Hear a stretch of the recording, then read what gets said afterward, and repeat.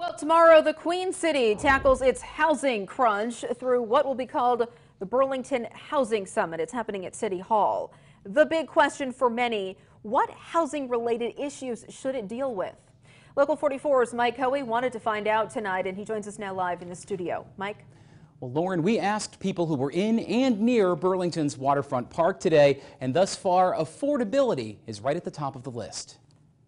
The housing market forced one young woman who spoke with us to move to Essex Junction recently. I was living downtown in a one-bedroom apartment. It was pretty difficult to find one that I could really afford, so I moved out of Burlington to live with other people, and just moving outside the city, rent is definitely a lot more affordable.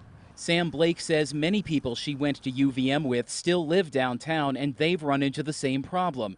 One former Burlington resident now living in Colchester thinks it's the single biggest obstacle to establishing a life in the Queen City. There is not enough affordable housing for everyone to enjoy this. This is beautiful, this is natural beauty, and it should be here for everyone. Luba Routsong says enough people consider Burlington a desirable place to live that some are willing to pay extra to do so. That desire has helped her financially. We did sell a condominium, and we in 2 or 3 days had 20 people who were interested look at it.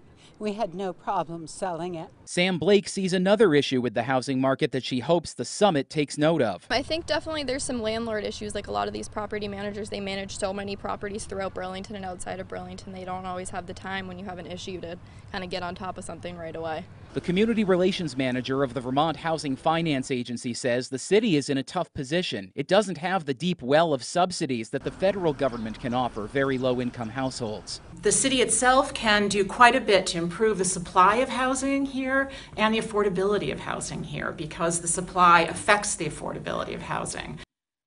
Well, the Burlington Housing Summit will take place inside City Hall from noon until 8 tomorrow, with an early evening break from 5 until 6.